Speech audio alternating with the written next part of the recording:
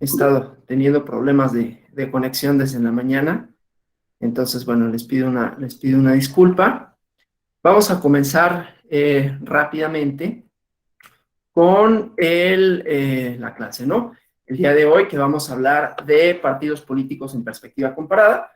Vamos primeramente a tratar temas relativos a la metodología, a la comparación como una metodología, para posteriormente, ya que hablemos, ¿no?, de los aspectos, decía, metodológicos de la comparación, entonces hacer una serie de aproximaciones relativas a la comparación en partidos políticos. Y primero vamos a hablar de América Latina, vamos a hablar de algunos elementos tanto institucionales como históricos, ¿no?, que explican el cambio, digamos, en los sistemas de partidos políticos, los cambios institucionales que se fueron instrumentando, para posteriormente, el día de mañana, hablar de un aspecto que resulta importante, central para los partidos políticos, que es la ideología. Quizás hoy alcancemos todavía a hablar de algunos temas relativos a la ideología, ¿no?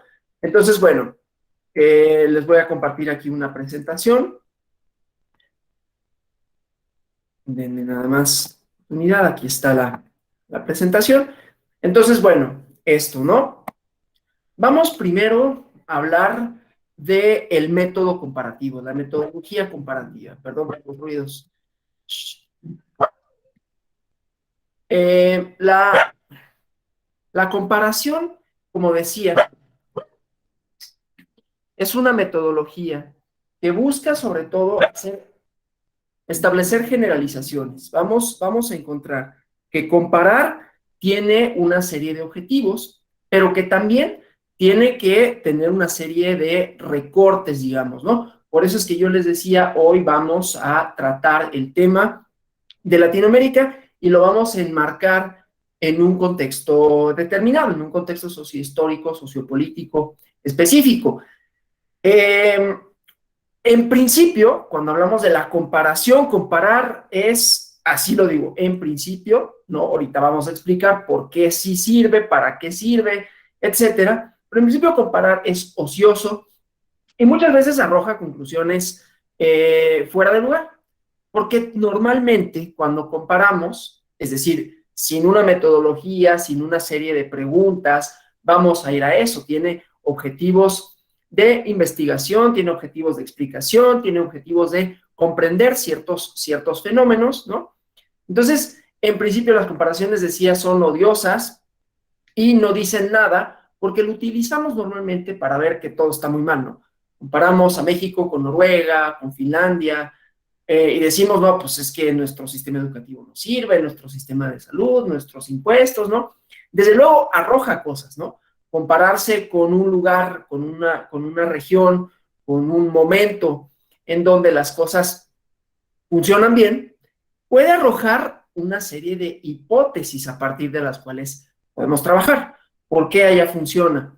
¿Cómo le hicieron para que funcione? ¿Cuáles son las diferencias, no? Entonces, la comparación tiene varios objetivos, ¿no? Inclusive una comparación, que vamos a decirlo, lo voy a poner entre comillas, prejuiciada, podría o debería, por lo menos, arrojar una serie de preguntas, una serie de planteamientos, como decía, de hipótesis, a partir de las cuales podemos trabajar, ¿no?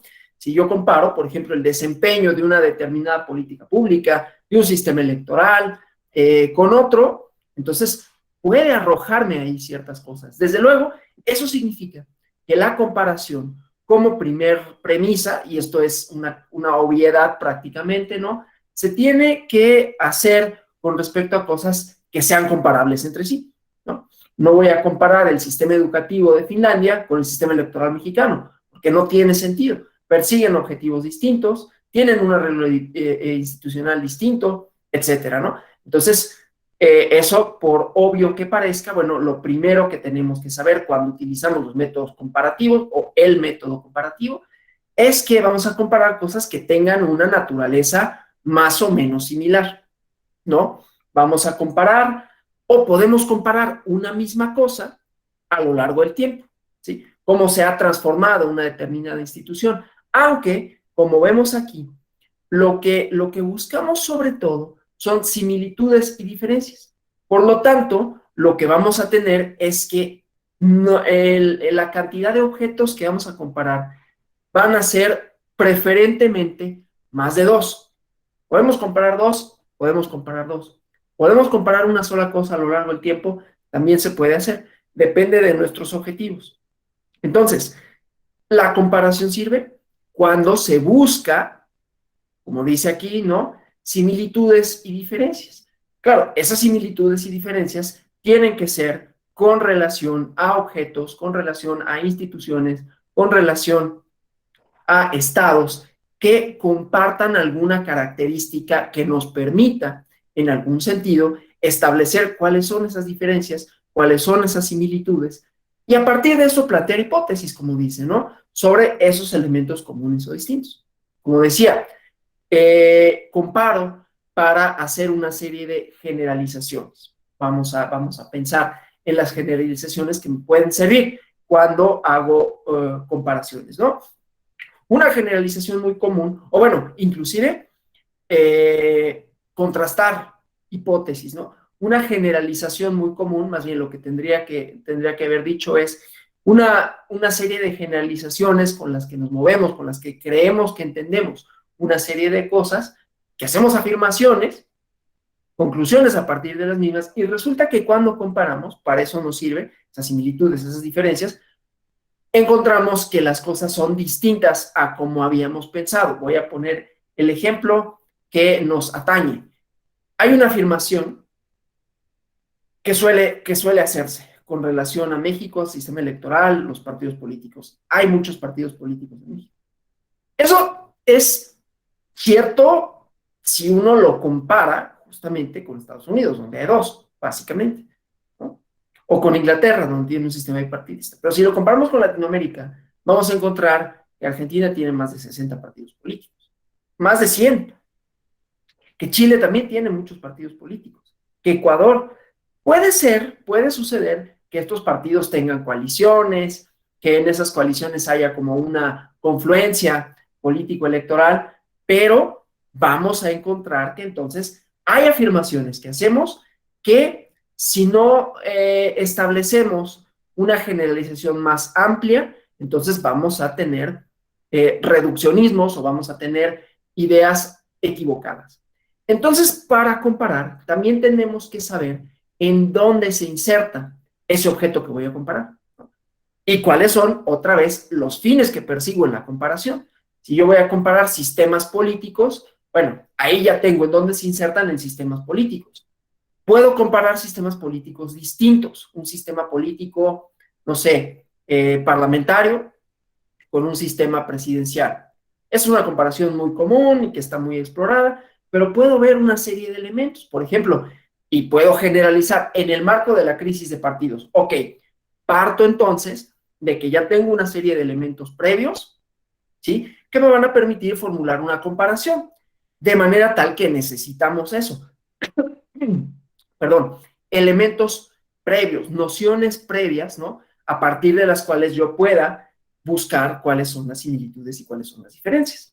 ¿Sí? Los primeros ejercicios que hacemos cuando hacemos comparación justamente de sistemas políticos, de parlamentario y presidencial, es una primera comparación y esa la vemos a lo largo de la licenciatura o de los posgrados, ¿no? Establecemos cuáles son los arreglos institucionales, cuáles son los métodos para elección del uno y la otra, cómo funciona el Parlamento con relación a cómo funcionan los congresos, los mecanismos de control. Ahí estamos haciendo un ejercicio de comparación. Sin embargo, decía, esto podemos siempre buscarle más elementos, ¿no?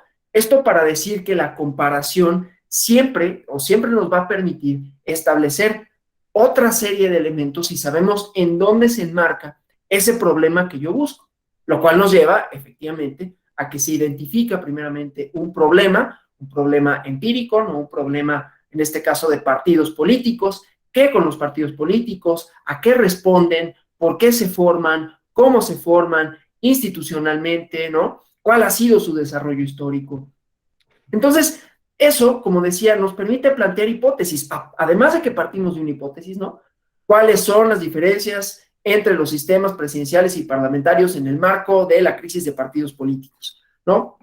dando por sentado, insisto, que ya tengo una noción previa de que hay una crisis de partidos políticos que definiré, estoy dando una hipótesis, ¿no? Definiré, vamos a tratarlo, por cierto, ¿no? El tema de crisis de partidos políticos, aunque hay un módulo específico para eso, pero solo para enmarcar estos elementos comparativos, ¿no? ¿Por qué surgen otros partidos políticos? ¿Cómo surgen? ¿Qué papel juegan las ideologías? Y esto nos va a permitir, como digo, establecer hipótesis que además son hipótesis generales. A diferencia de cuando hace alguien un estudio de caso, que es otra metodología, como sabrán, ¿no? Un estudio de caso busca que un elemento, un objeto, una institución se analice en toda su profundidad, con todos sus elementos, con toda su historicidad, con toda su política, ¿no? De tal manera que también la comparación persigue objetivos distintos a los estudios de caso, ¿no? No vamos a formular tanto particularidades propias, las podemos hacer si tenemos un elemento de comparación. Voy a comparar México con el resto de Latinoamérica y entonces me servirá para ver el caso mexicano específico, pero si voy a ver el caso mexicano específico, entonces me convendrá hacer un estudio de caso en donde vea exactamente todos los elementos, ¿no? De tal manera, pues, es que el objetivo es hacer generalizaciones, ¿no? Generalizaciones de varios casos para entonces, como decía, enmarcarlos en debates más amplios.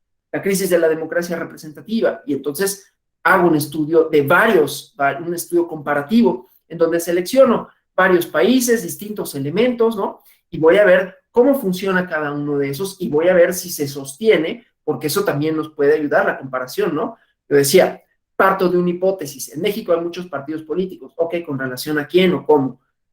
Ah, bueno, esa es mi hipótesis de trabajo. Y resulta que me voy a los casos latinoamericanos y digo, bueno, no lo podría definir como un sistema de partidos en donde existe una fragmentación, y vamos utilizando los conceptos, ¿no? Una fragmentación muy grande, sino un sistema multipartidista de poca o relativa fragmentación política. Ok, entonces lo vamos así discutiendo, ¿no?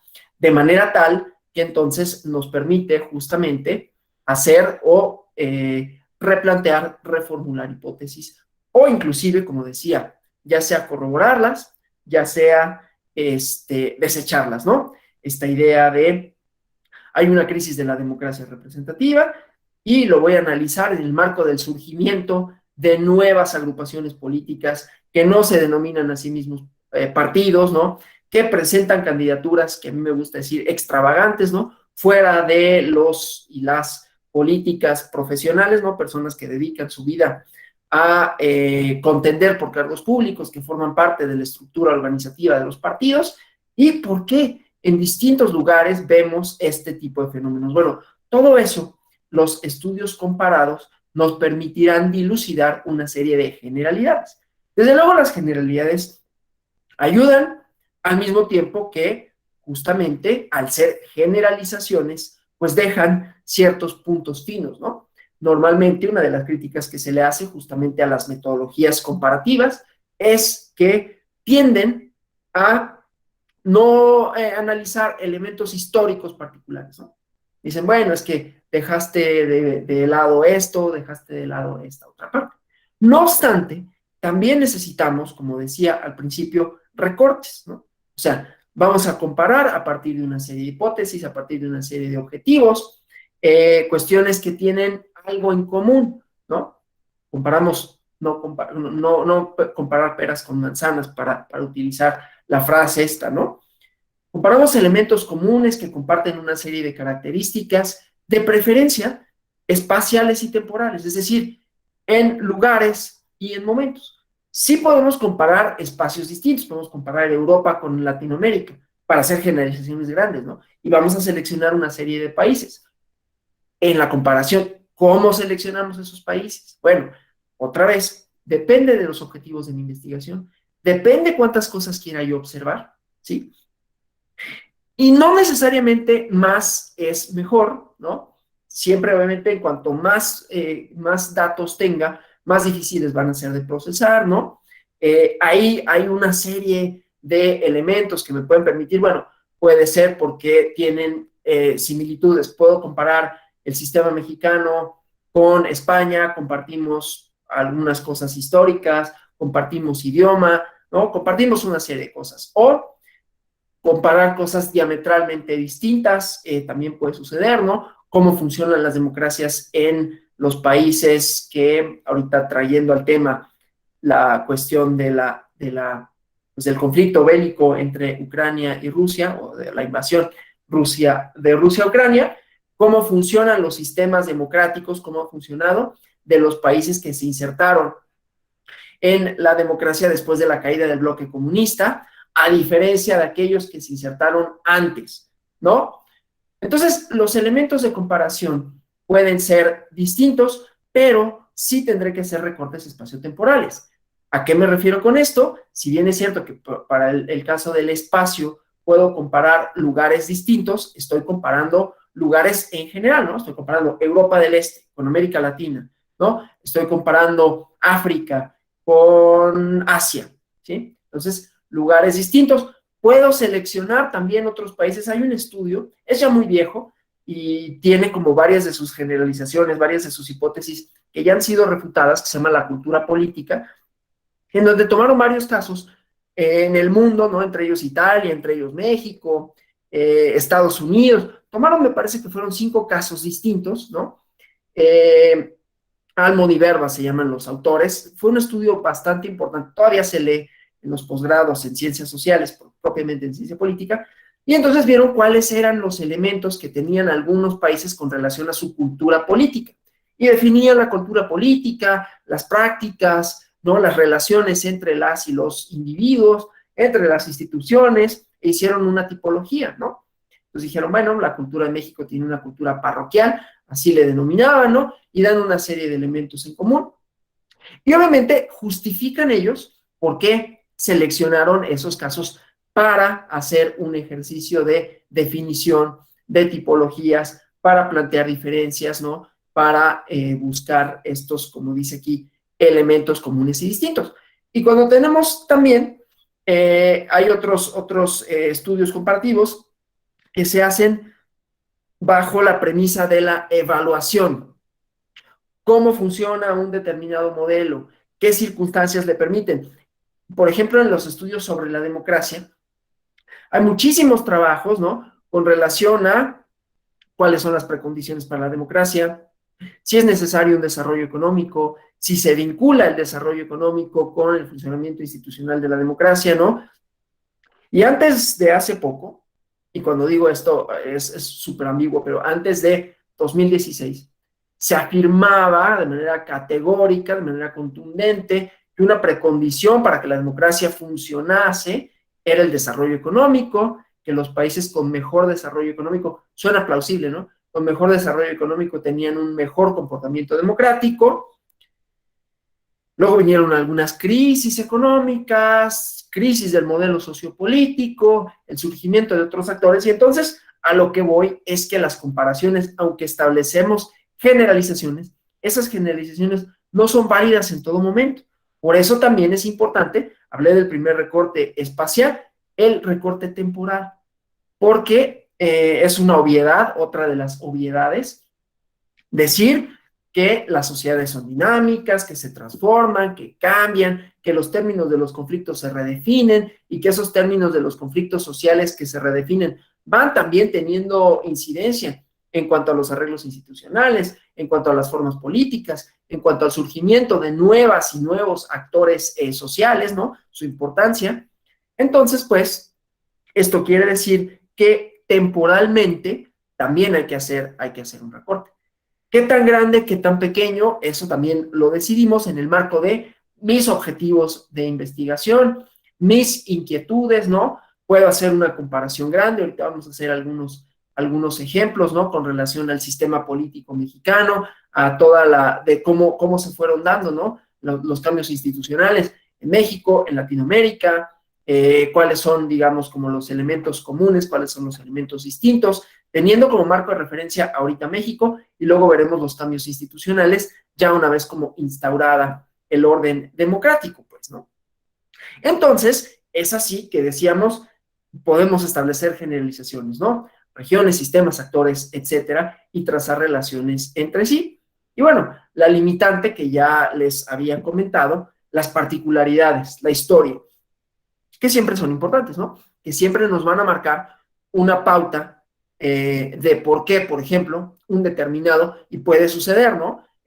No sé si hayan, bueno, en los estudios, es que no sé si hayan tenido oportunidad de ver, pero bueno, en los estudios comparativos, que muchos de ellos, no todos, hacen cuestiones estadísticas, hay un concepto en la estadística que se conoce como outlier, ¿no? Aquel que se sale de la normalidad. Entonces vemos, por ejemplo, en una gráfica que hay una cierta tendencia en donde se agrupan un montón de países, ¿no? Y de repente vemos uno que se sale.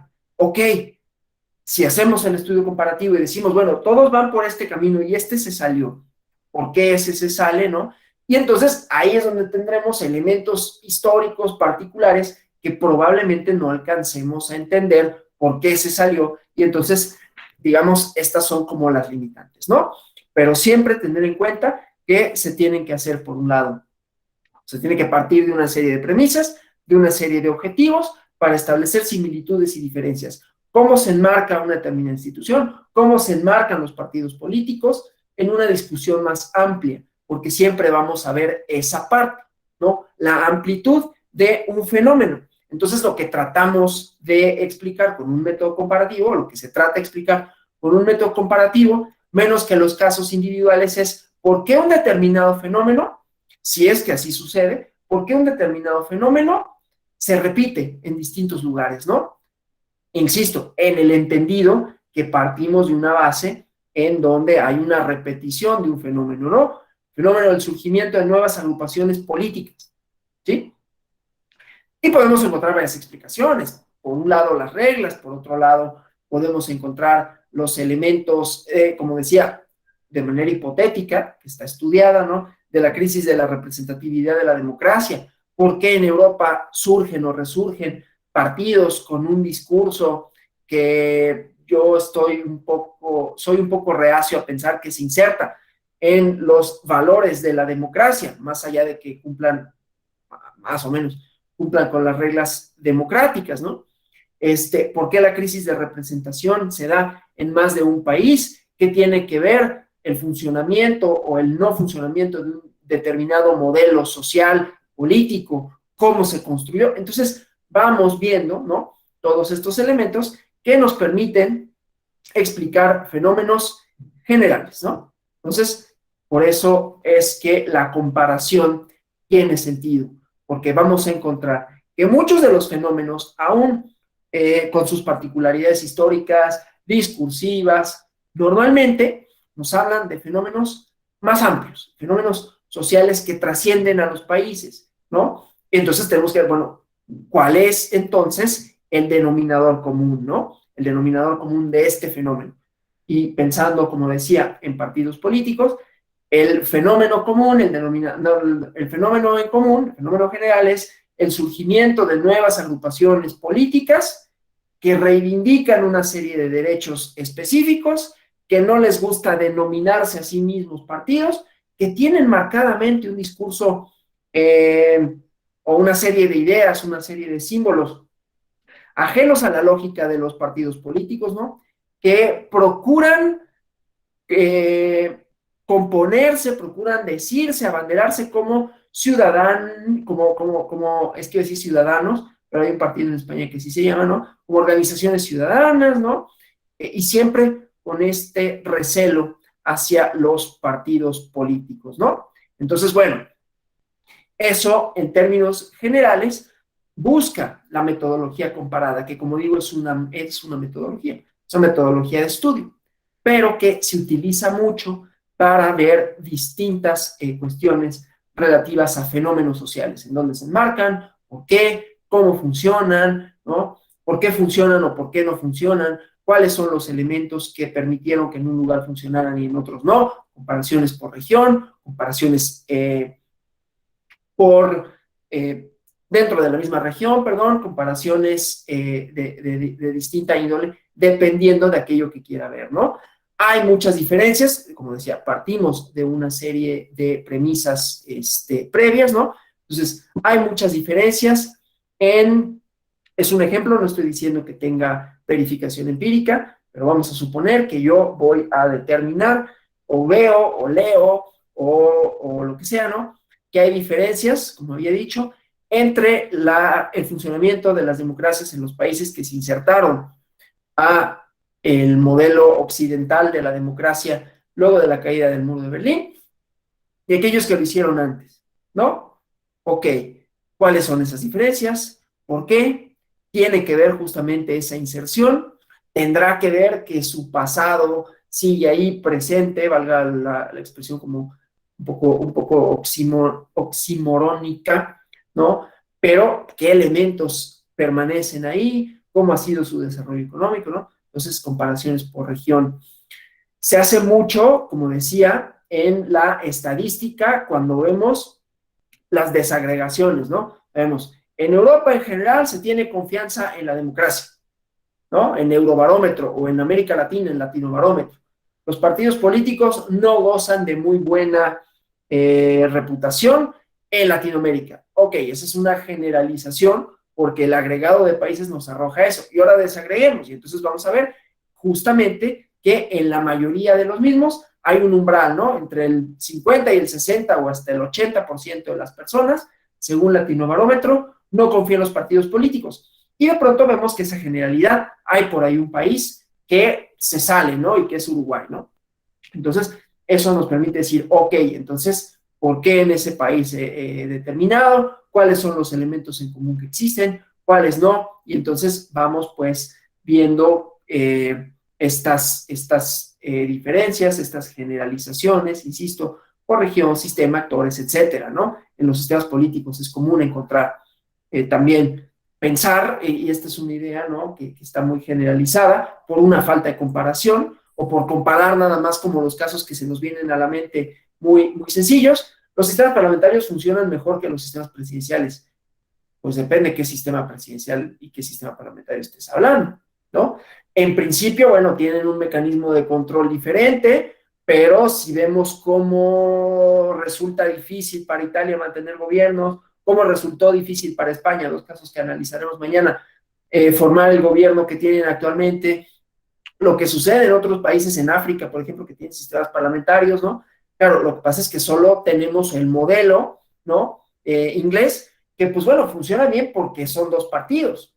Entonces, ahí podríamos establecer, entonces quiere decir que los modelos más eficientes para la democracia son bipartidistas. Bueno, si lo comparamos con el caso de Estados Unidos, no es que sea más eficiente.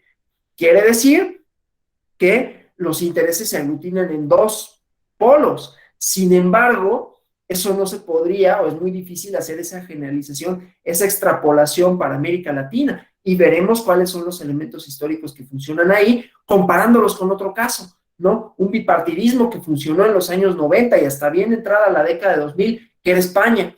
En España tenían un sistema de partidos básicamente aglutinado en dos. A nivel nacional, ¿no? Para el nivel regional siempre habían existido otros partidos, colorados, etcétera, pero a nivel nacional, ¿no?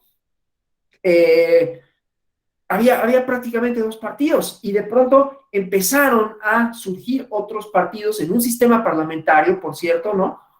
Y eso tornó difícil la formación de gobiernos, ¿no? Tornó difícil el debate público, pero entonces ahí lo que vemos es que estamos comparando con casos aislados, ¿no? Estamos haciendo generalizaciones a partir de un número reducidísimo de casos, ¿no? Que no nos permiten entender el fenómeno completamente, ¿sí? Pensamos en el sistema parlamentario y pensamos en realidad en 3, 4 países, ¿no? Alemania, que funciona más o menos bien, Inglaterra, que funciona igual más o menos bien, y por ahí a lo mejor Francia, ¿no? Lo pondría en un asterisco, además de que no es propiamente, es un sistema que le llaman semipresidencial o semiparlamentario, tiene sus propias características, pero entonces, bueno, si tomas 3, 4 casos, ¿no? O lo que decía, bueno, el modelo educativo de Finlandia, pues vamos a exportarlo, pues es que no está fácil, ¿no? ¿Cuáles son los elementos que tienen ellos? ¿Cómo le hicieron? ¿Cuáles son? Y todo el resto, ¿no? De manera tal que todos esos elementos tienen que estar presentes en la comparación, ¿no? Tienen que estar presentes, como decía, el objetivo, pero tengo que tener el suficiente número de casos, o sea, no por eso más es mejor, pero tengo que tener el suficiente número de casos que me permitan no caer nuevamente en el reduccionismo, de decir, los sistemas parlamentarios funcionan muy bien. Bueno, ¿en qué estás pensando exactamente, no? Estás pensando en 3 países, ¿no? Pero estás pensando en 2, inclusive, en Alemania y en Inglaterra, que tienen sus problemas, ¿eh? Tendríamos que ver ahí, a ver cuáles son los partidos que compiten, cómo se están insertando otro tipo de partidos que están teniendo cada vez mayor representación, han permeado mayormente en la discusión pública, ¿no? Que hayan tenido una cierta estabilidad, ¿no? O que normalmente sean gobiernos que son muy estables, que tienden a durar mucho en el tiempo, esa es otra cosa, ¿no? Que por cierto, valga decirlo, porque luego hay una aseveración igualmente que decía, ¿no? Pero pues Alemania, ¿por qué es democrática si Angela Merkel tiene 17 años en el poder? Bueno, sí, claro, si lo comparas con la idea presidencialista de que los periodos presidenciales son fijos y que no se pueden extender, claro, resulta extravagante, resulta, no, que muy democráticos. No, bueno, la selección, hay un arreglo institucional que así lo permite, ¿no? Que significa, por un lado, sí la estabilidad, pero por otro lado, es producto de las elecciones, es producto de los acuerdos entre los partidos, ¿no? En contraparte, entonces diríamos, entonces Italia es muy democrático porque a cada rato tienen que cambiar, porque se rompen las alianzas, no necesariamente las elecciones se llevan igualmente de manera periódica, que igual en Alemania, ¿no? Lo que pasa es que hay un partido más fuerte y ese partido refrenda el liderazgo de la persona que funge como primer ministro, pero es producto de elecciones periódicas y libres y auténticas, ¿no?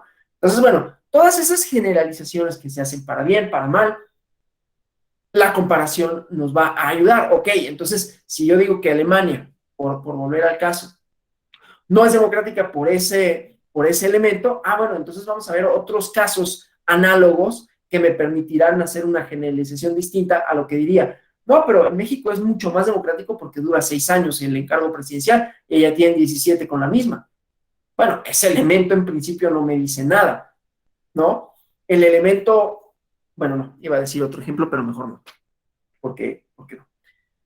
Entonces, estos mecanismos van haciendo, ¿no? Que podamos sortear una serie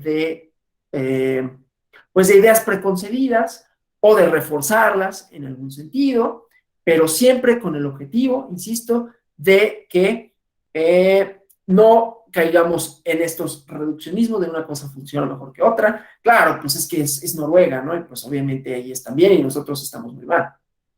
Bueno, o sea, sí, pero hay que ver cuáles son las cosas que funcionan allá, por qué no funcionan aquí, cuál es su arreglo institucional, ¿no? Y después nos podremos detener en el elemento histórico del que sí prescinde la comparación, ¿no? De manera tal que tampoco la comparación la pensemos como la única metodología posible, ¿no? Nos arroja unas ciertas cosas, nos ayuda para algunas hipótesis, pero desde luego no repara en elementos que son bastante importantes, ¿no? Bueno, dicho eso, vamos a hacer una comparación regional, ¿no? Vamos a hablar de las transiciones democráticas, de la formación de partidos en América Latina, ¿no? Entonces vamos a hacer, como decía, una comparación por región, ¿sí? Y vamos a pensar, bueno, ¿por qué haríamos una comparación regional? ¿Sí? ¿Qué sentido tiene? ¿No? El día de mañana, si nos da tiempo, vamos a ver algunos. Miren, a ver, yo no soy alguien que sea muy aficionado particularmente a los elementos estadísticos que muestran otra vez una serie de generalidades que muchas veces pareciera que dan como todas las respuestas a todas las cosas. No hay que pensar que esto sucede así, pero sí nos permitirán entender fenómenos en toda su complejidad, por lo menos, ¿no? Todos los elementos, y hacernos preguntas. Bueno, si no somos hablando de reduccionismos. Claro, México, es que es México, ¿no? Ese tipo de afirmaciones que son chocantes, ¿no? Bueno, a mí me resultan chocantes, que nos ponen como una excepcionalidad, ¿no? Y agregamos al México mágico, ¿no? Claro, pues es que es México, ¿no? Ese tipo de explicaciones que pueden servir mucho para decir como de, no, pues es que somos un país en donde nada funciona bien, ¿no? Y pues México. Y ya me libro de tu explicación. Lo que sucede aquí es que tenemos ambiciones un poquito más académicas, ¿no? Un poquito menos de simplificar las cosas y decir, ok, esa idea excepcionalista, en Italia también dicen que, y es de verdad, ¿eh? Ah, claro, es que esto es así porque es Italia, ¿no? Y así pasa en muchos otros lugares del mundo. De manera tal que hay un elemento en común que es pensar que tu país es muy extravagante, muy único, ¿no? Y que eres el único que tiene ese tipo de problemáticas. Tiene una cuestión histórica, hablando de estos elementos en común, ¿no? Donde obviamente la conquista o el colonialismo, que ahora se le denomina de esa manera, pues siempre estableció estas diferencias entre civilización y barbarie, en donde los bárbaros eran pues los que no se veían como los europeos, ¿no? Que no se vestían, que no hablaban, que no tenían una serie de prácticas, y entonces hizo esa división, ¿no? De modernos y premodernos, y entonces todos los premodernos pues resultan bárbaros, pero al mismo tiempo pues son un producto, ¿no? Son un producto extravagante, son un producto que luego les gusta a los europeos y entonces, no, pero esto tiene que verse más mexicano, ¿no? Y entonces ponle chile, ponle que pique así de manera increíble y que haya cosas así que solo pueden pasar aquí, pero esa exotización también tiene que ver con cierto tipo de relaciones políticas, ¿no? Que si solo nos quedamos con la superficie, vamos a pensar de, claro, es que así somos, ¿no? Es que tiene verosimilitud. Les voy a recomendar, hay un ensayo, digo, es un poco paralelo a esto que estoy diciendo, y no, porque justamente cuando hablamos de regiones y que le atribuimos una serie de significados, una serie de prácticas, una serie de elementos propios, o al país mismo, hay un ensayo de Juan Villoro que se llama Latinoamérica, la utopía del atraso, que es un ensayo de corte literario, sociológico, ¿no? Pero que arroja, ¿no? Esta serie de ideas comunes en relación a, claro, es que nosotros los atrasados, nosotros los exóticos, y como esa idea además, pues vende bastante bien en muchos momentos, ¿no? Y que ha sido reforzada tanto desde dentro como desde fuera, ¿no? Bueno, esto para decir Latinoamérica, que tiene sus elementos comunes, tiene desde luego sus particularidades. Cada país, Argentina no es lo mismo que México, que Uruguay, que Chile, que Paraguay, que Perú, que Colombia, que Venezuela, etcétera. El primer gran desafío cuando hablamos de Latinoamérica es pensar qué demonios es Latinoamérica, ¿no? Si nos vamos por el elemento geográfico estricto, pues resulta que hay islas en el Caribe que son más septentrionales que Florida. Y Florida, para efectos de lo que entendemos por Latinoamérica, aunque hay una gran presencia de latinoamericanos, pues es Estados Unidos y Estados Unidos. Bueno, hay regiones en México, para no irme tan hablar del norte como una cosa que existe por sí misma, ¿no? Hay Chihuahua, Ciudad Juárez, Chihuahua, está más al norte, que muchos estados de Estados Unidos. Entonces, Latinoamérica, como desde lo geográfico, estrictamente hablando, es difícil, ¿no? Bueno, entonces, ¿desde qué punto de vista? Lingüístico, híjole, pues es que también hay lugares, en Jamaica se habla, Jamaica es o no es Latinoamérica. Y si lo fuera, ¿por qué lo sería? Y si no es, entonces, ¿qué es? Ah, es el Caribe. ¿Y el Caribe qué papel juega, no? Entonces, hay muchas dificultades a la hora de decir Latinoamérica, ¿no? Nuevamente, es una generalización, ¿no? En donde establecemos matrices comunes, ¿no? Y para efectos políticos, hablar de Latinoamérica es hablar de un pasado colonialista. Ah, pero es que ese también lo comparte Jamaica, lo comparte Guadalupe, ¿no? Las islitas estas en el Caribe, lo comparte Haití. Haití, que fue el primer país que tuvo una revolución, por cierto, ¿no? Antes que Francia, que Estados Unidos. Ellos fueron bueno, no antes que Francia, pero fueron un país en la región que no es los Estados Unidos y Canadá, podríamos decir Latinoamérica, es Haití parte de Latinoamérica, hablan un idioma que es una mezcla de francés con su idioma propio, ¿no? Entonces, es difícil porque además pues, está muy cerca de Cuba, está muy cerca de Puerto Rico es o no, Puerto Rico es un territorio norteamericano, aunque no es un estado propiamente de la Unión Norteamericana, es una especie protectorada. Todo eso dificulta la idea de Latinoamérica. Sin embargo, sí encontramos ciertos elementos en común, ¿no? Sistemas presidenciales en la mayoría de los países, o en todos, o en casi todos, cultura común, ¿no?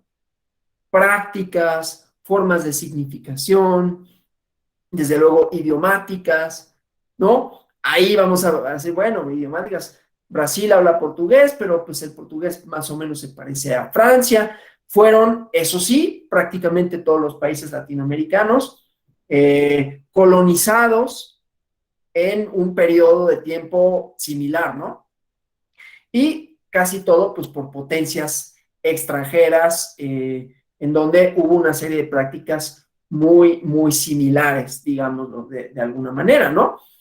Entonces, bueno, elementos culturales, tanto históricos como también las guerras de independencia, las revoluciones, surgieron en momentos igualmente específicos, ¿no? Y que son más o menos similares. Pero bueno, entonces tenemos coincidencias regionales más allá de lo lingüístico, ¿no? Y otros elementos sociopolíticos, ¿no? Por un lado, en algunos países, y por eso es que cuando hacemos regiones, bueno, ¿qué vas a incluir en tu región y por qué? ¿No? Para efectos de esto, ¿qué vamos a entender? Claro, hay bibliografía, vamos a decir, bueno, sí se puede pensar en Latinoamérica como una región por esta serie de elementos, o vamos a pensar en Latinoamérica a partir de sus sistemas presidenciales, sus cuestiones lingüísticas, incluimos a Brasil, ¿no? Para sortear este elemento discriminador en el sentido de hasta dónde un cierto caso va a ser o no considerado, ¿no? Y entonces vemos que hay historia más o menos similar. Por un lado, revoluciones que, bueno, no es mío el concepto de revoluciones burguesas, es de Arnaldo Córdoba en un texto que se llama La formación del poder político en México, que sucedieron en México, en Guatemala y en Bolivia, ¿no? ¿Por qué le denomina revoluciones burguesas? Porque si bien se trató de movimientos que tenían como varios componentes, ¿no? Pero centralmente se trató de revoluciones, dice él, es su tesis, yo no tendría ni elementos ni por qué refutarlo, que permitieron la formación de un sistema político, de un sistema económico capitalista, ¿no? Basado en el desarrollo, basado en la producción, basado en el consumo, ¿sí? Y dice justamente Arnaldo Córdoba que la revolución y la posterior constitución del 17 fueron lo que permitió, y desde luego esto va ligado con el sistema político a que dio lugar, lo que permitieron el desarrollo del capitalismo, ¿no? Con estos elementos, por lo menos, ¿no? Los elementos de consumo, de desarrollo, de un modelo de producción específico, ¿no? Lo mismo para Guatemala y Bolivia en estos años. Y hubo otros países, ¿no? Argentina, Uruguay, Chile, Brasil, que en vez de revoluciones de este tipo, ¿no? Es decir, entendemos por revoluciones cambios abruptos, ¿no? En el orden político. Normalmente con movilizaciones armadas, ¿sí? Que dan lugar a un rompimiento entre un modelo político o un orden político y otro. Y en el caso de Argentina, Uruguay, Chile, Brasil, lo que observamos, como vemos es un periodo de tiempo largo, la primera mitad del siglo XX, es que hubo modernizaciones, ¿no? Otra vez, la idea de la modernización que tiene que ver con un modelo sociopolítico, ¿sí? Con un modelo de producción, con un modelo de entender las relaciones sociales y políticas, en donde el elemento central es el individuo, ¿no? Y que estas personas, estos individuos, reclaman para sí derechos igualmente individuales, normalmente de participación, derechos políticos, ¿no? De participación, de asociación, de libertad de expresión, todo lo que entendemos como libertades negativas para efectos de lo que entiende Isaiah Berlin por libertades negativas, ¿no? Aquellas donde el Estado no puede entrometerse, digamos, ¿no? Y esta pugna, y siempre con la idea de un modelo de producción, ¿sí?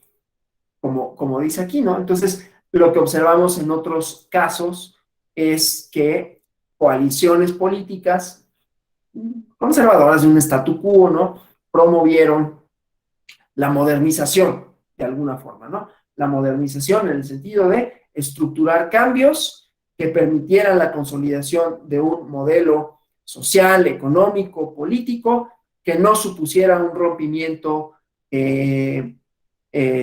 abrupto con el orden hasta entonces existente, ¿sí?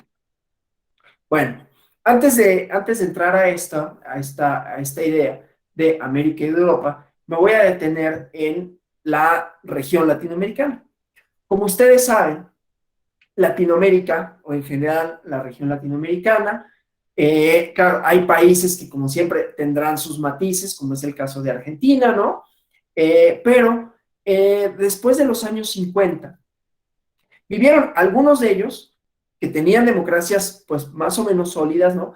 Como el caso de Chile, como el caso de Uruguay, Venezuela, aunque Venezuela no tiene este otro, Venezuela tenía una democracia sólida, por cierto, ¿no? Previo a muchos otros países, ¿no? Vivieron elementos autoritarios, ¿no? Vivieron golpes de Estado en los 60, en los 70, en los 80, el caso de Uruguay, ¿no? Vivieron, luego de tener un desarrollo democrático importante, momentos de tensión política en donde el orden fue subvertido, fue revertido por juntas militares. El elemento en común era un orden geopolítico, ¿no? Que de alguna manera se revive ahorita, un orden geopolítico en donde había la disputa entre dos modelos, igualmente sociales, políticos, organizativos del conflicto, que se disputaban la hegemonía del mundo, ¿no? Y entonces todo lo que para los Estados Unidos supusiese o tuviera algún elemento que les permitiera pensar que habría alguna influencia del comunismo en esa región, pues intervenían, ¿no? De manera desde luego arbitraria, ilegal, que eso nunca fue un problema ni un obstáculo, ¿no? Y ponían gobiernos afines, ¿no? Les recomiendo, hablando de esto histórico, hay un poema de Ernesto Cardenal, poeta nicaragüense recientemente fallecido, que se llama Hora Cero, ¿no? Que habla de la revolución sandinista. Que bueno, luego, pobre de la revolución sandinista con lo que ha pasado últimamente, que quedó totalmente desvirtuada. En fin, entonces observamos en Latinoamérica de los años 60 a los 80, vamos a poner un espectro amplio para no detenernos justamente en casos, ¿no? Porque entonces cuando hacemos en las comparaciones, nuestros recortes temporales, bueno, pues puede ser una temporalidad tan pequeña o tan grande como la necesitemos para decir, bueno, se vivieron estos momentos políticos en este periodo que respondían esencialmente a un fenómeno de alguna forma o de muchas maneras ajeno a, no únicamente, ¿no? En Chile, cuando en el 73 hay el golpe de Estado de Pinochet, había, ¿no? Una pugna interna, ¿no? Para quien haya visto, para quien no, está en Netflix, ¿no? La película está de Machuca, así se llama, que pues más o menos cuenta la historia de cómo la clase, digamos, pues mejor acomodada se ve amenazada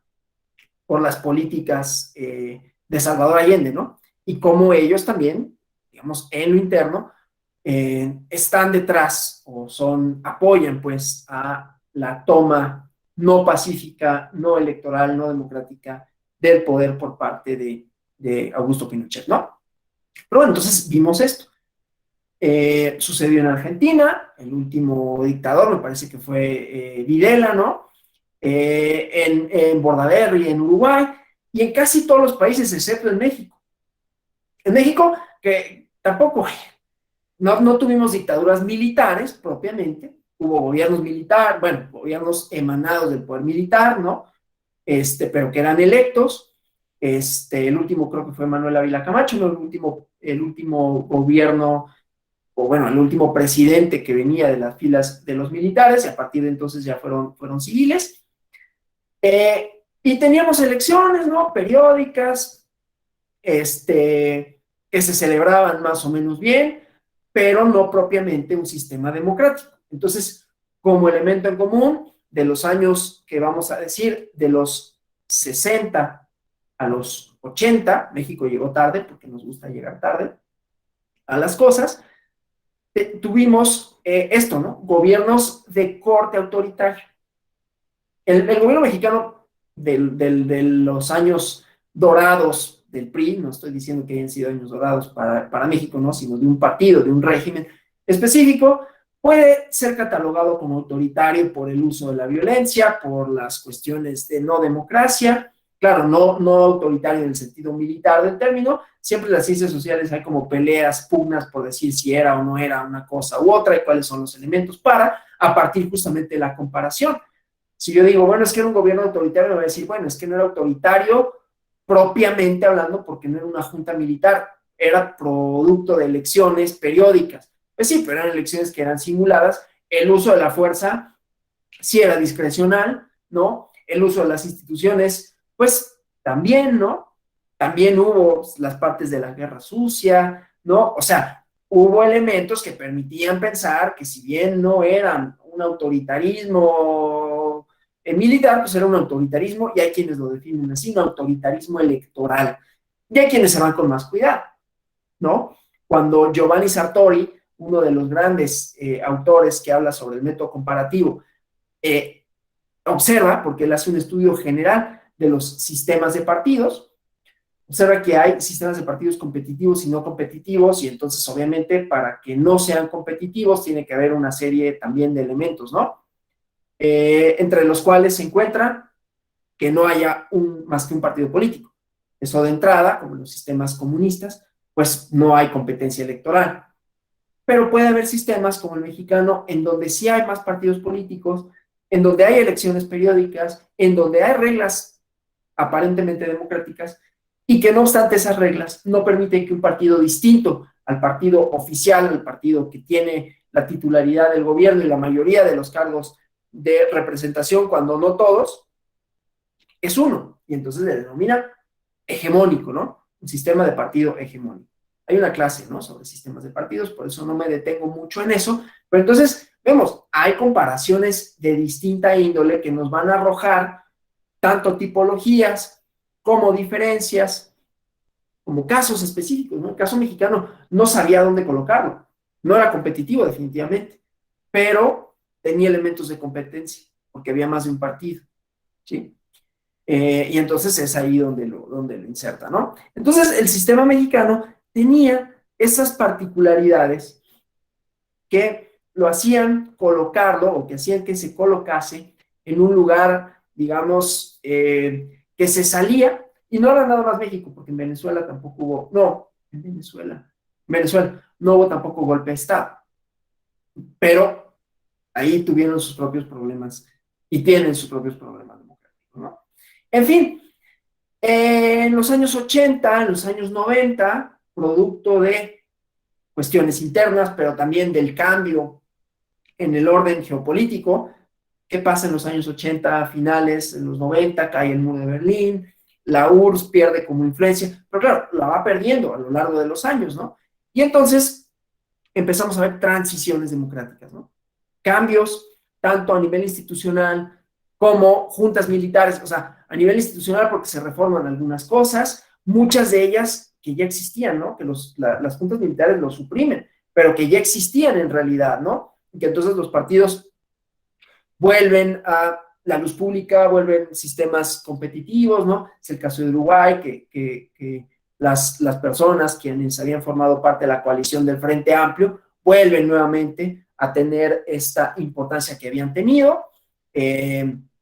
Algunas de ellas se habían formado, el caso del Frente Amplio se había formado previo a la dictadura, pero vuelven luego de esta, ¿no? Y acceden a cargos de representación, de gobierno, ¿no? Insisto, hay reformas de distinto tipo, ¿sí? Plebiscitos, algunos de los cuales suponen amnistías, etcétera.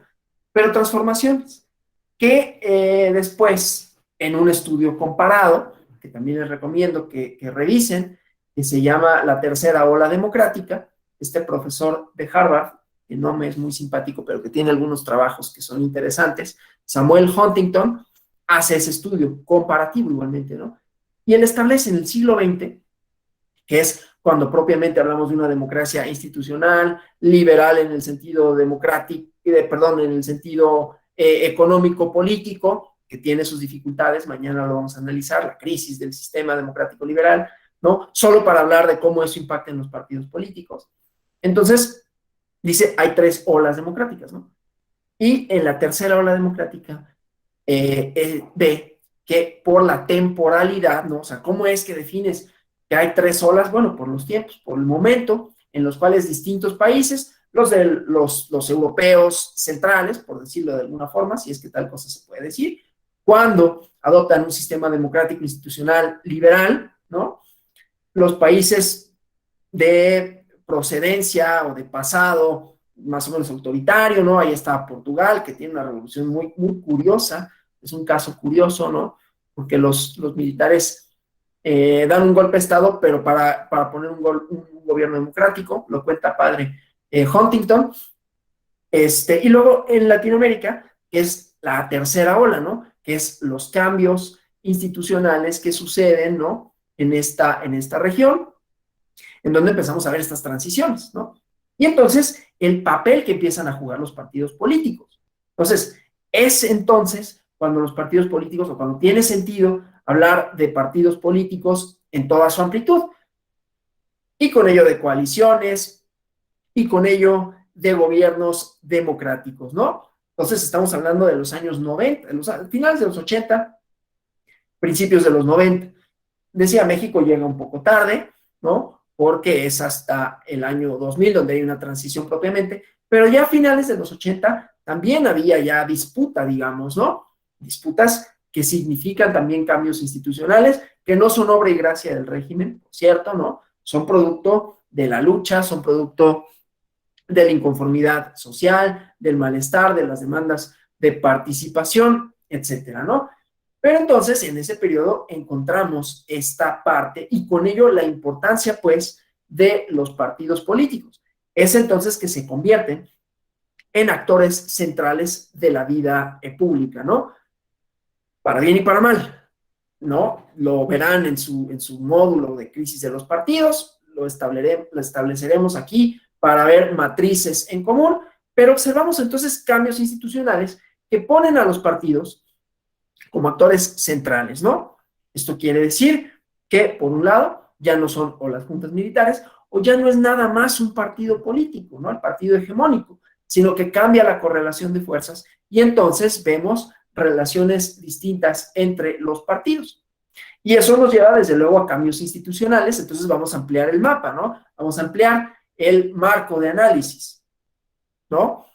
Ya que tenemos partidos, obviamente, a ver, aquí me estoy yendo, o sea, primero hablamos como de la transición, cuando los partidos empiezan a ser actores centrales del sistema, ¿no? En un sistema competitivo, es decir, donde puede ganar otro partido, además del partido, voy a ver si estamos bien, pero luego tengo problemas de conexión y si no me estoy fijando, luego me desconecto y no me doy cuenta, ¿no? Déjenme volver a poner acá la presentación. Entonces decía, van siendo elementos o actores centrales. Ahorita voy a hacer grandes estos cuadros para que los veamos, ¿no? Actores centrales dentro del sistema político, ¿no? Esto, me voy a regresar aquí. Esto es propio de la región latinoamericana. Si nosotros nos fuéramos a Europa, que desde luego se insertan en una ola democrática distinta, ¿no? Pero que hubo también sus transiciones, ¿no? O sea, pensemos, como vamos a hablar de Italia y de España, voy a hablar de Italia y de España hoy, como comparación con Latinoamérica, pero como comparación entre ellos y con otros países de Europa central, ¿no? Bueno, sí, vamos a pensar en Europa continental, como le llaman, que es una reducción cultural, que son prácticamente los países del G7, y ahorita estamos incluyendo aquí España, que no es del G7, pero bueno, ¿sí? Entonces, ¿qué pasa en las transiciones? Por ejemplo, en Italia, termina la Segunda Guerra Mundial, con los resultados que ya conocen, en 1946 de una monarquía se convierten por un plebiscito en una república, ¿no? Se cambia su sistema electoral, se funda la Segunda República, perdón, se funda la Primera República, es que van en la tercera o la cuarta, se funda la Primera República, Y por el momento histórico que va a tener sentido en México también, por eso me regreso, y porque vamos a hablar de ideologías el día de mañana, por el momento histórico que se vive, en muchos países, y eso también es el telón de fondo a algunos golpes de Estado, como lo que sucedió en Chile, hay reminiscencias de la lucha entre bloques sociales y económicos, ¿no? Y entonces hay partidos que se denominan a sí mismos comunistas, ¿no? Algunos de corte stalinista, que estaban alineados con Stalin, pues, ¿no? Otros que no necesariamente, hay ahí toda una serie de dificultades, ¿no? Recuerden, por ejemplo, León Trotsky, ¿no? Que era uno de los grandes ideólogos de la Revolución Rusa, en un libro muy interesante que se llama La Revolución Permanente, que se vino exiliado a México, tiene su casa aquí cerca de donde yo vivo, en Coyoacán. Bueno, tenía y vivió, y ahí lo asesinaron, y es un museo. Quienes estén en la Ciudad de México o vengan a la Ciudad de México algún día, sí les recomiendo que vayan, nada más de que la casa es bonita y el rumbo también es muy interesante, ¿no? Entonces, bueno, eso solo para decir que no todos los partidos, no todo comunismo era pro Stalin, ¿no? Solo para hacer esa aclaración. Había muchos que sí. Pues el chiste es que se agrupaban en dos polos, ¿no? El polo más bien de derecha, en ese momento tenía mucho sentido decir derecha e izquierda, no es que no lo tenga ya, luego lo vemos mañana, y tenían una serie de ideas contrapuestas en todo, ¿no? En cuanto a la vestimenta, en cuanto al quehacer del Estado, en cuanto a el mismo quehacer de los partidos políticos, etcétera, ¿no? Y eso lo vimos en Italia, que siempre han tenido muchos partidos, ¿no? Pero había partidos democrático-cristianos y había partidos socialistas. La verdad es que los socialistas no eran como muy fuertes, pero sí había un socialismo importante. En Italia, en algunos lugares como, se me olvidó ahorita el nombre en esta región de Toscana, se me olvidó ahorita el nombre de la ciudad, que tienen ahí como su raigambre, digamos, de tipo socialista, ¿no? Pero había esta pugna. En España, cuando transitan a la democracia, ¿no? Después de la dictadura de Franco, las posiciones políticas se agrupan más o menos a nivel nacional en dos partidos, ¿no? El Partido Socialista Obrero Español, que tenía como sus reminiscencias en la República, ¿no? La República Española, que fue el advenimiento de la República, fue lo que provocó el golpe de Estado también de Franco, ¿no? El restablecimiento de la monarquía, y el Partido Popular, que de alguna manera, también tenía como estas reivindicaciones del pasado, menos que franquista, aunque también, más bien monárquico, ¿no? Entonces, bueno, y esto lo vimos también en México, claro, lo que pasa es que aquí los partidos de izquierda, socialistas, comunistas, algunos estaban proscritos y otros o eran parte del sistema, ¿no? Eran partiditos satélite, o el propio partido oficial, que no tenía en ese momento como una ideología muy, muy definida, pues los va como cooptando, o el mismo gobierno a veces se definía como de izquierda, ¿no? Etcétera. Bueno, el chiste, pues, es que teníamos esta pugna, o tuvimos, o hemos tenido, y seguimos teniendo de alguna manera. Ya veremos cómo subsisten ese tipo de cuestiones, ¿no?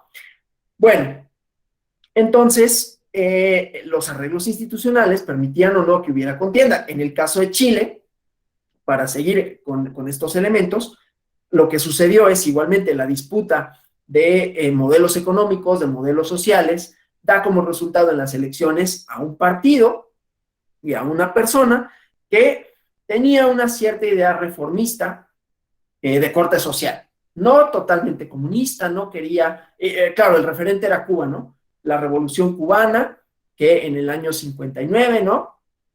Triunfa y que tiene el apoyo soviético, todos estos elementos, ¿no? Que van configurando relaciones políticas, sociales en la región. Y entonces, bueno, en el 71, perdón, gana el doctor Allende y tiene una serie de reformas sociales y políticas, ¿no?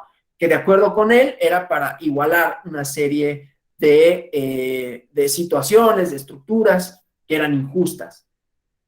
Pero desde dentro se ve como algo, el comunismo y desde los Estados Unidos se lee igual, no es justificación para nada, y hay un golpe de Estado, ¿no? Entonces, vimos esos en diferentes momentos, en diferentes regiones, una lucha política. En algunos lugares se arreglaba de una manera, en otros de otra. El Partido Socialista Obrero Español, aunque tenía un pasado republicano, no se consideraba socialista en los mismos términos en que necesariamente se establecía en Latinoamérica, y además porque no había este elemento de, aunque sí había persecución al comunismo en todos los países del bloque no soviético, y en los soviéticos había otro tipo de persecuciones, ¿eh? No es una apología al régimen, y mucho menos al stalinista y los gulags y esas cosas tan espantosas, ¿no?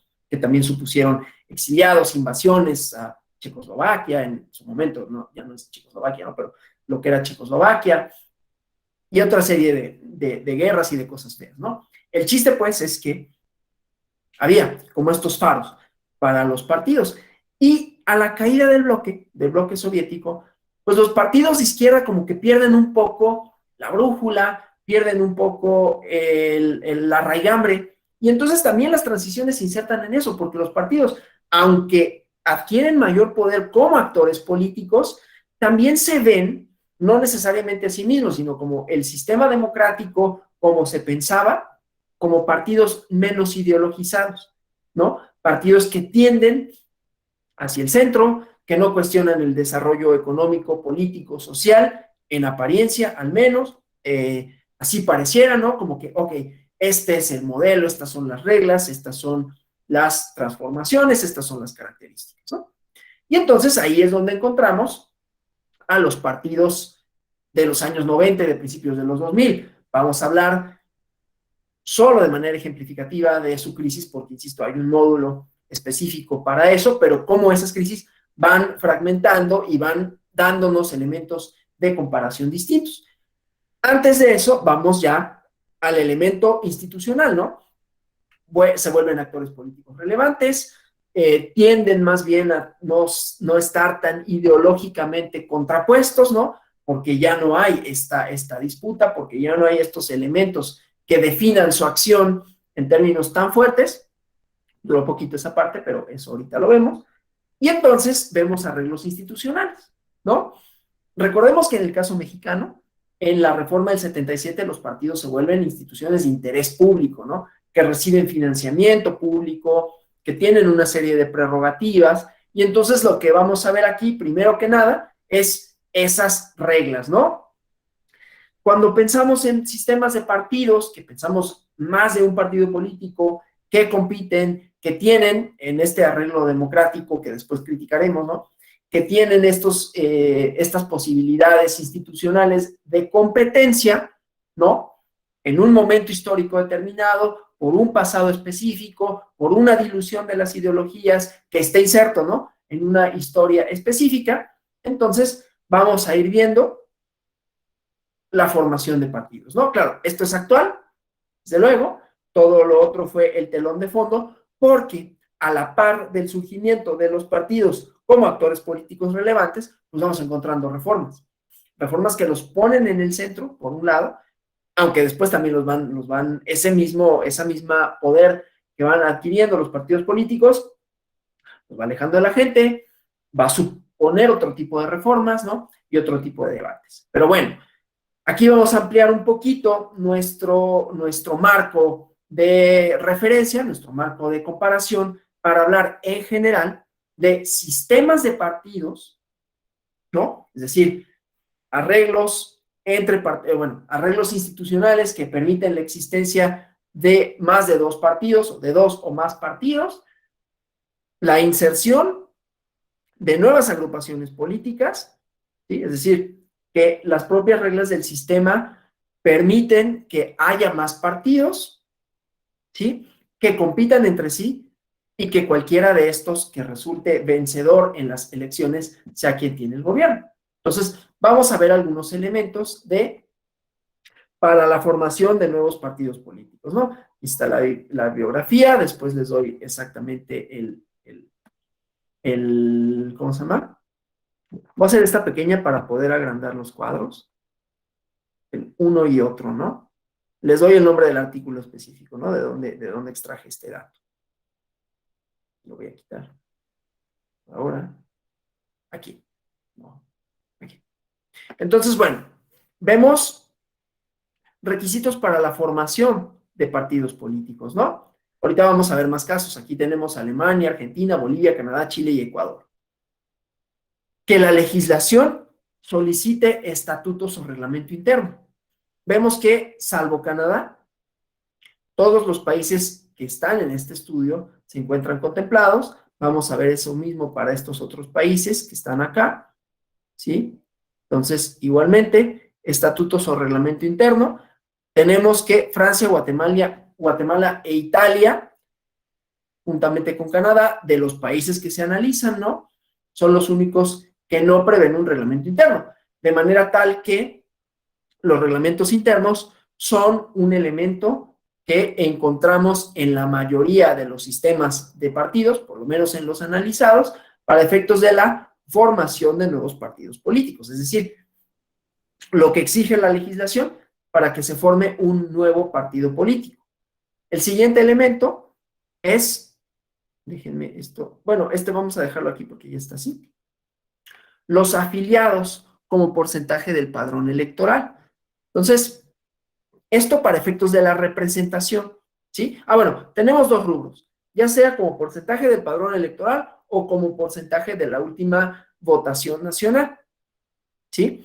Otra vez, para el surgimiento de nuevos partidos políticos necesitamos y entonces que se acredite un número de afiliados como porcentaje del padrón electoral, sí, o un número de afiliados como porcentaje de la última votación nacional.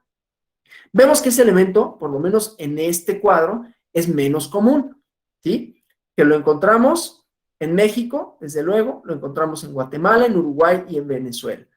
En Reino Unido tiene que ver esto, ¿no? Este elemento. Dos como dirigentes del partido, ¿sí? Al menos dos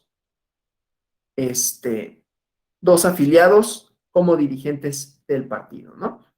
En Perú, 1% como porcentaje de la última votación nacional. Esto en el Reino Unido lo vemos aquí porque es un sistema bipartidista, ¿no? Entonces, por eso tienen este elemento que suena como un poco extraño, ¿no? Bueno, afiliados como porcentaje de la última votación nacional, que desde luego es un requisito distinto. El padrón electoral es el total, es el universo de personas que están registradas y que pueden o no votar, y en este caso es aquellos que efectivamente votan, ¿no? De manera tal que tu número de afiliados, en el caso de Perú, debe ser del 1% con relación a aquellos que votaron, no con relación a aquellos que están inscritos. Esto podemos pensar, este es un requisito un poquito más estricto, aunque numéricamente pareciera que es más bajo, ¿no?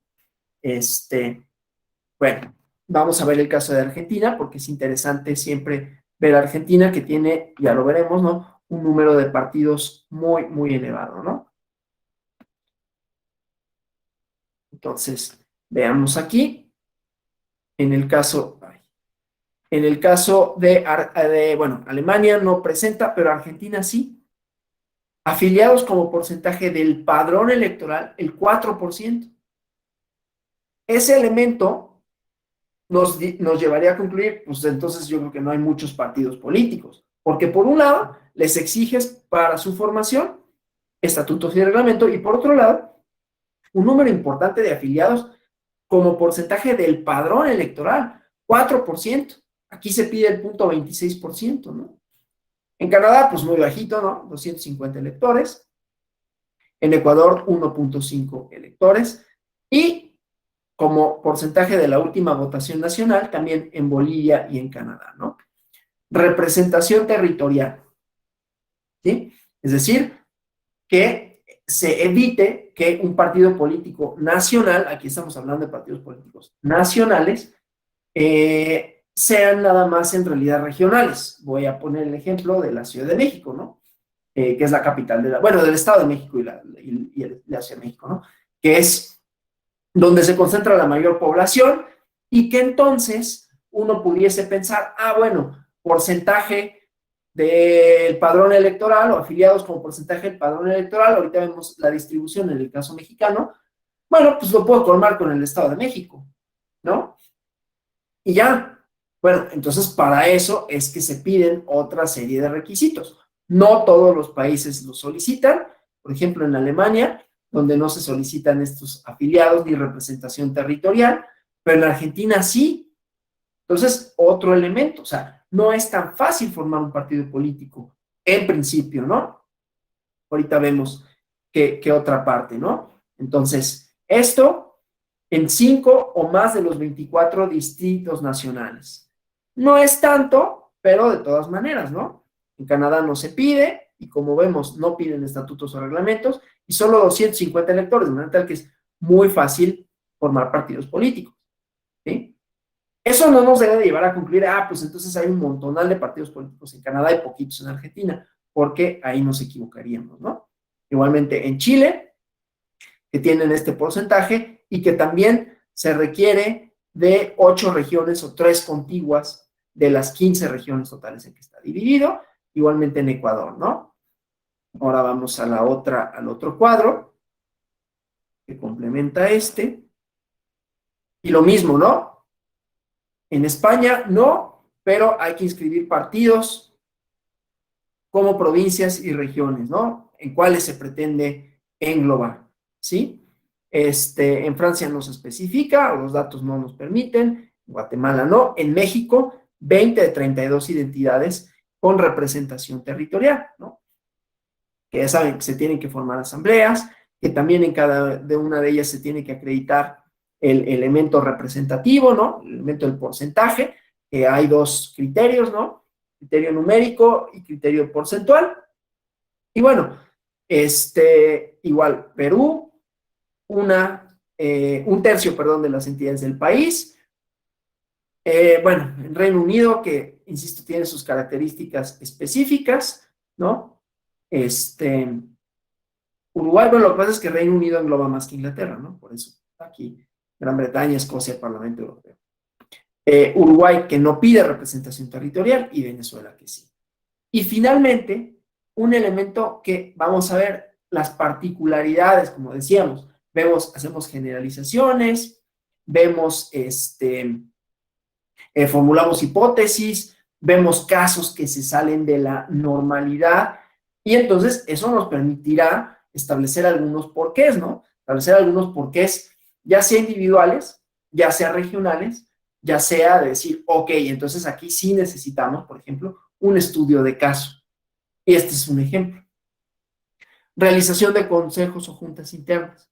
Como saben, de acuerdo con la ley de partidos políticos, y si no lo saben, hay un módulo, ¿no?, de registro de partidos políticos ante el INE, se pide una serie de realización de asambleas. Aquí vemos el criterio de en cuántas entidades por lo menos, ¿sí? Aparte de este criterio, cada una de esas asambleas tendrá que tener un mínimo de afiliados, ya sea por este criterio porcentual con relación al padrón electoral de la entidad de que se trate o numérico, ¿no?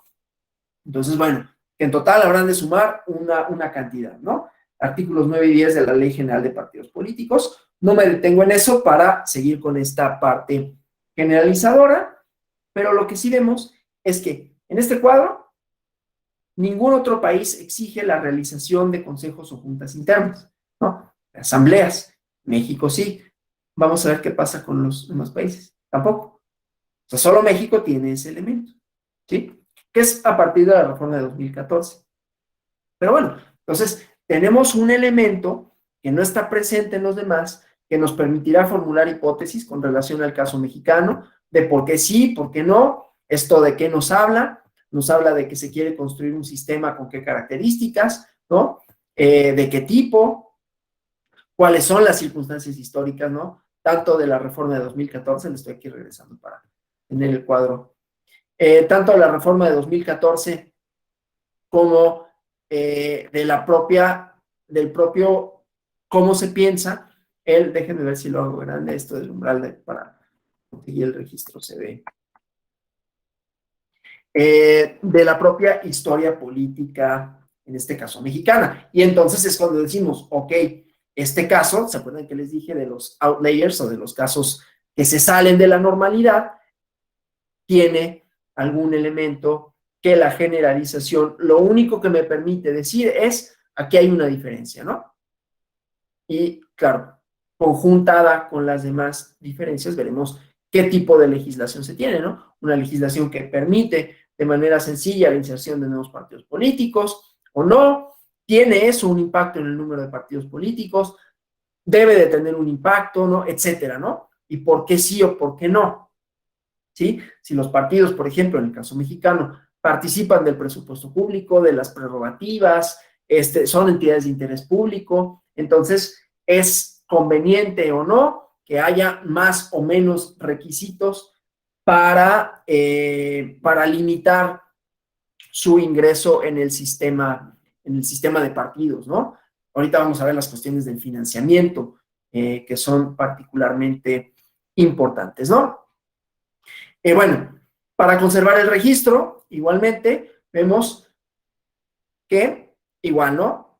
Los países pueden o no considerarlo, que vemos en Alemania, aunque no hay un mínimo, si un partido no participa en las elecciones, aquí con sus términos, ¿no? Puede perder el registro, ¿no? En Argentina, otra vez, 2% de la votación, pero en 2 elecciones nacionales consecutivas, ¿sí? En Bolivia, 3% de los votos válidos en la última elección, ¿sí? Postular un candidato para las elecciones generales, otra vez Canadá, con requisitos como muy pequeños, vamos a volver al caso canadiense, ¿no? Para ver esto, lo poco que se pide en términos de representación territorial, de estatutos, de realización de consejos, ¿no? Todo esto, y aparte de ello, pues que tampoco pide para conservar el registro, solo que se postule un candidato para elecciones generales, ¿no?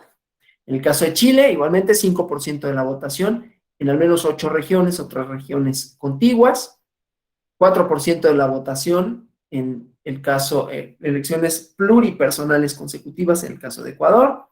España y Francia no lo consideran. El 5% de la votación en Italia.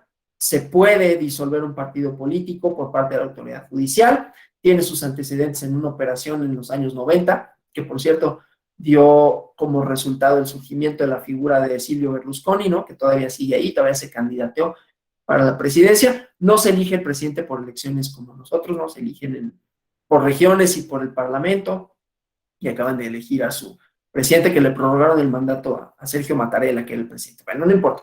El chiste es que estos antecedentes, estas operaciones, los antecedentes de corrupción, supusieron para Italia que se estableciese que la autoridad judicial puede disolver un partido político.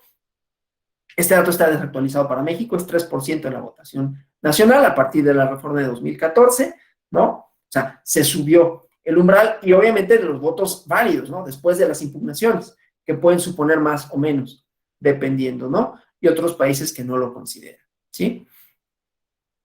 Obviamente, esto supone requisitos para que los partidos políticos, tanto estos criterios en general, como estos otros, suponen garantizar la representación, ¿no? O sea, que los partidos, efectivamente, independientemente de cuáles participan o no del presupuesto público, eso lo vamos a ver enseguida, pero independientemente de eso, que representen efectivamente a un núcleo poblacional tal que les permita contender por cargos, ¿no?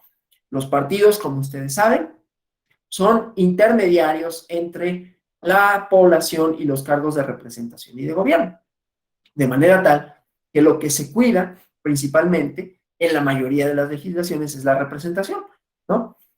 Hay algunas que cuidan más el aspecto no solo representativo, sino el aspecto asociación y el aspecto participación, ¿no? Ahí podríamos pensar, bueno, es que a lo mejor en Canadá no contemplan un sistema de financiamiento público o su financiamiento público es distinto, ¿no? Otra vez, decíamos que la metodología comparativa, déjenme nada más atiendo los WhatsApp porque luego ya sea que como he tenido problemas de conexión, me desconecto y no me doy cuenta, todo bien. Y por eso sí atiendo luego cuando veo que tengo mensajes, nada más para ver si es algo de aquí del trabajo, porque he tenido últimamente problemas de conexión. Ahorita en la mañana los tuve y de repente me desconecto y si estoy viendo la pantalla completa no me doy cuenta. En fin, entonces decía, vamos a ver si eso tiene que ver con sus reglas de fiscalización o no, o que simple y sencillamente, si esas generalizaciones no me dan para formular una hipótesis, entonces tenemos un caso de estudio, ¿no? Probablemente. También, como objetivo de las metodologías comparativas, podemos establecer en términos generales, nos ayudarán a establecer diferencias que por lo menos formulen una hipótesis a partir de la cual se haga un caso de estudio, ¿no? Como la comparación no me arrojó generalizaciones suficientes, no me dio respuesta a este fenómeno en particular, entonces se adopta un caso de estudio específico. ¿Por qué Canadá? Y se formula la pregunta, ¿por qué Canadá tiene estas reglas tan laxas en comparación con los demás países con relación a la formación de partidos políticos, ¿no? Entonces, bueno, igualmente para conservar el registro, pues no pide gran cosa, ¿no? Financiamiento. Como ustedes saben, el financiamiento es una cosa que es polémica, que es importante, desde luego, ¿no? Que atiende a diferentes cuestiones, que tiene su propia historia político, social, su propia conflictividad, ¿no? Y que digo su propia conflictividad, porque en el proceso, ahorita voy a hacer una desviación, lo verán en algún módulo, ¿no? De manera más cabal, pero en el proceso electoral que concluyó recientemente, pues tuvimos casos de o candidaturas que no pudieron serlo por cuestiones de fiscalización, ¿no? Tiene que ver, por un lado están tus prerrogativas, tus recursos, pero además se tienen una serie de obligaciones en la legislación mexicana, este es un paréntesis, ¿no? De entregar tus informes, de tus gastos de campaña, de pre-campaña, de candidaturas, etcétera, y que si no se cumple, entonces puedes perder o no obtener tu registro, como el caso de un partido político, o perder una candidatura, como sucedió para algunas candidaturas en el proceso electoral. A lo que voy es la importancia del financiamiento, la importancia de la fiscalización, las reglas para la misma, ¿no? México tiene un sistema particularmente robusto en términos de la fiscalización. Y como sabrán, el financiamiento puede ser privado, público o mixto, ¿sí? Aquí, bueno, ahorita. Aquí pues encontramos que la mayoría de los países observan un sistema mixto, ¿sí? Que pocos países contemplan un sistema eminentemente público, solo es el caso de Bolivia y Uruguay, pero que además también está limitado para algunas cosas, ¿no? En la mayoría de los países, como decía, Argentina, Canadá, tienen un financiamiento mixto, entonces uno pensaría que por estos requisitos, ¿no? Bueno, pues es que a lo mejor su financiamiento es privado y entonces pues no importa mucho, ¿no? Que sean pocos los requisitos, perdón, pocos los requisitos para que surjan partidos, para que mantengan su registro, porque no están haciendo uso de recursos públicos, ¿no? Pues sí están haciendo de recursos públicos, ¿no? Y además, el destino de esos recursos. Bueno, Argentina, igualmente mixto, ¿no? Ahí lo que podrá variar será el porcentaje y será para qué actividades pueda hacer este financiamiento.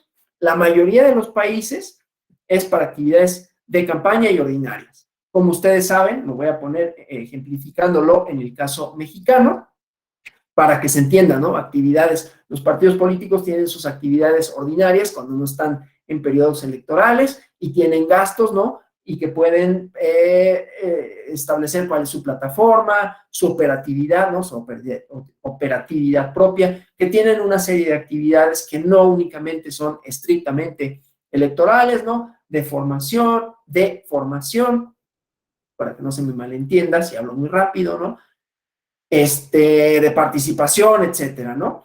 Entonces, el financiamiento que se da en la mayoría de los casos no solo es para los periodos o para las campañas políticas, que tienen sus propias reglas, obviamente, ¿no?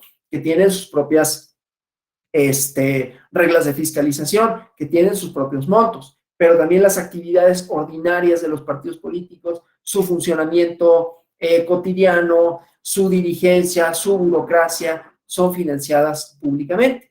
Casos en donde no sucede así. Bueno, Bolivia, miren, es financiamiento privado, que eso es poco común, ¿no?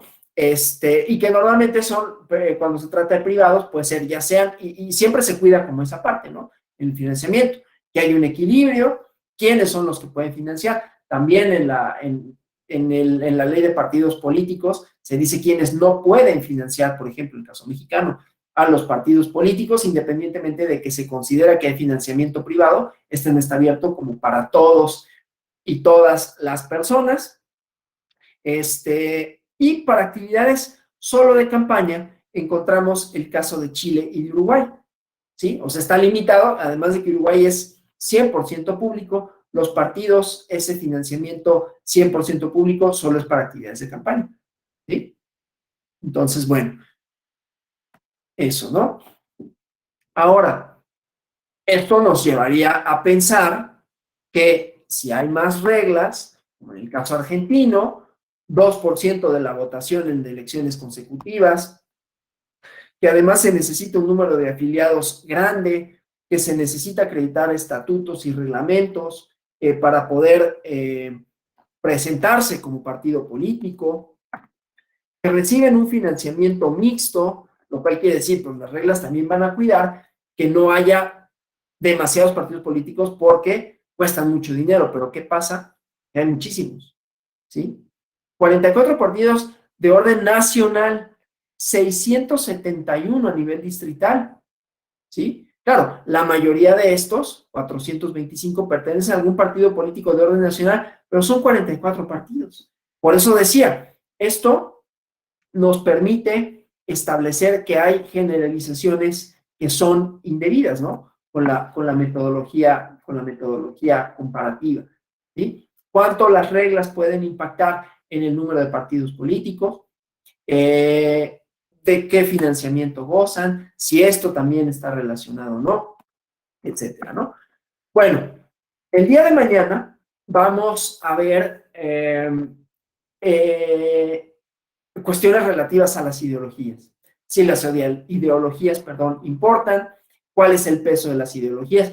Vamos a hablar nuevamente de la lucha, digamos, entre el bloque de los Estados Unidos, el bloque soviético, cómo eso impactó en algún momento para las ideologías, la dilución aparente de las mismas, ¿no? Si las ideologías configuraron en algún momento el quehacer político, si ya no lo hacen, si lo hicieron, si sigue siendo importante. Recordemos, aquí no creo que no viene, pero, bueno, no viene específicamente, pero dentro de los estatutos, lo verán en el módulo relativo al registro de partidos con el INE, que se pide que sí haya, no necesariamente una ideología, pero sí que haya una identificación del partido, una serie de metas, una serie de cómo me inserto dentro del marco jurídico, político, democrático mexicano, cuál es mi ideario, no dice ideología propiamente, pero sí cuál es mi ideario, ¿no? Etcétera, etcétera, de manera tal que tiene sentido, por un lado, hablar de partidos políticos en el sentido de hay muchos partidos políticos, son representativos, cuál es esa representación, hasta dónde alcanza, y si son tantos, ¿no? Suponiendo que haya muchos, que haya más de 3, más de 4, más de 5, ¿a qué responden, no? Es por términos ideológicos, ¿no? ¿Por qué ha cambiado? ¿Por qué se ha reconfigurado de tantas maneras el mapa político en distintos países? Y vamos a tomar como ejemplo 2 casos de estudio para compararlos con México, compararlos entre sí y compararlos con México, que es el caso de España e Italia. ¿Por qué España e Italia? Primero, porque se trata de países que tienen un sistema, aquí vamos a utilizar la metodología comparada con efectos distintos, que tienen entre sí sistemas similares, pero diferente al de México. Son sistemas parlamentarios, una es una república parlamentaria y la otra es una monarquía parlamentaria, ¿no? Con las diferencias que eso supone, que tienen sistemas de partidos fragmentados, ¿no? Con las dificultades que eso supone para la formación de gobiernos, que han tenido problemas de formación de gobiernos, que han tenido y tienen problemas de ideologías en términos, veremos mañana, ¿no? partidos que yo estoy muy dudoso de definir como democráticos, ya veremos por qué, como la ideología tiene que ver también con la inserción democrática. Y para el caso de México, entonces veremos cuáles son algunas generalidades, algunas similitudes, ¿no?, que se han ido o que se pueden trazar con relación a estos dos países. Bueno, pues hasta aquí el día de hoy, con la presentación, con la clase. Déjenme no guardar los cambios. No sé si hay alguna pregunta, algún comentario en estos 10 minutos que restan. Reitero las disculpas de que comencé un poquito más tarde de lo debido, tenía estos problemas tecnológicos, eso me hizo irme un poquito más rápido en la presentación y en la clase, pero espero que haya quedado, ¿no?, más o menos claro, como decía, los objetivos de la comparación y luego algunos casos comparados que nos permiten ver, por un lado, la demarcación histórica en el caso latinoamericano, cómo se insertaron en el sistema democrático de las reglas de los sistemas liberales. Mañana veremos esa parte porque tiene que ver con ideologías también. Y posteriormente, bueno, ya las reglas a nivel institucional, cómo permiten el funcionamiento del sistema de partidos, cómo lo configuran o lo reconfiguran, ¿no? Entonces decía, comentarios, preguntas hasta aquí. ¿Todo bien? Bueno, entonces, ok, gracias, Uciel. Entonces nos vemos el día de mañana. Ahora sí, les prometo, en punto de las 9, no tener ningún problema de conexión. Y bueno, gracias por su atención, por su presencia, por su paciencia. No, gracias a ustedes, gracias por de verdad, una sincera disculpa por haber entrado un poquito tarde a la sesión. No dependía mucho de mí porque además del problema de tecnología, se había ido la luz en el edificio y en lo que entraba la planta. Y bueno, una serie de complicaciones que desgraciadamente sucedieron en el momento menos oportuno. Pero les agradezco por haberme esperado, por tener paciencia y por haber estado aquí estas casi 2 horas que charlamos. Muchas gracias y hasta mañana. Gracias, doctor. Gracias, doctor. Buen día. Doctor, hasta mañana, que esté bien. Hasta mañana. Hasta mañana igualmente, que estén bien.